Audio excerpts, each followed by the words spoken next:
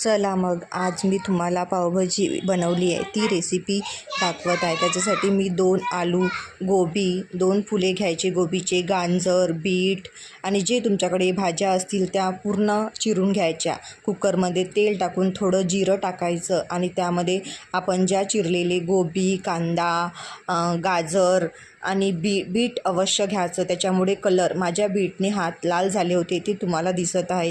त्यांनी काही फरक पडत नाही। ते पूर्ण भाज्या कुकरमध्ये टाकायच्या, छान परतून घ्यायचं तेलामध्ये, त्याच्यामुळे भाज्या छान तेल लागेल आणि शिजायला पण खूप छान होईल। त्याच्यामुळे ते खालीवर छान परतून घ्यायचं आणि त्यामध्ये चांगल्या भाज्या शिजण्यासाठी आपण एव्हरेस्टचा पावभाजी मसाला यूज करायचा, त्याच्यामुळे टेस्ट पण छान हॉटेलसारखी येईल। आपल्याला हॉटेलमध्ये पावभाजी खातो तशासारखी टेस्ट येईल।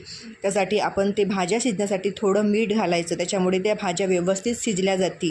आणि कुकरचं झाकण लावून सन्यानी त्याच्यामध्ये थोडं पाणी प्रथम पाणी ॲड करायचं, त्याच्यामध्ये 2 ग्लास 3 गिलास जितनं यूज, आणि कुकरच्या 3 शिट्या येईपर्यंत छान होऊ द्यायचं। आणि साईडनी पतेलं थोडं पसरट घ्यायचं, त्याच्यामध्ये आपण 2 लसणाच्या किरल्या, अद्रक ते गरम तेलामध्ये टाकायचं, छान ते लालसर होऊ द्यायचं आणि त्याच्यामध्ये थोडी मिरची टाकायची आणि छान याने छान खालीवर करून घ्यायचं, त्याच्यामुळे ते लागलं नाही पाहिजे आणि छान लालसर होऊ द्यायचं, त्याच्यामुळे त्याची टेस्ट आणि चव खूप सुंदर लागते।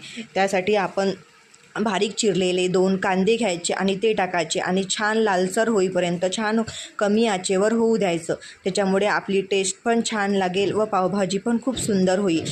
आणि नंतर आपण चिरलेली कोथिंबीर, टमाटर आणि ड्राय मसाले, हळद, तिखट, धनिया पावडर हे सर्व आणि पावभाजी मसाला टाकायला विसरायचा नाही, तो पण त्यामध्ये ॲड करायचा आणि खूप सुंदर याने चव, थोडा आधी टाकायचा कुकरमध्ये भाज्यामध्ये आणि थोडा ठेवायचा।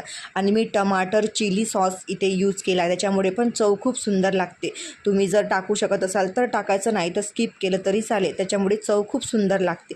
आणि आपण चिरलेले टमाटर 2 आणि सांबार हे पण त्याच्यामध्ये टाकून सरांनी छान कमी आचेवर छान तेल सुटेपर्यंत छान होऊ द्यायचं, परतू द्यायचं कमी आचेवर। आता बघा मसाला कसा झाला आहे, असा होऊ द्यायचा, त्याच्यामुळे खूप सुंदर चव येते।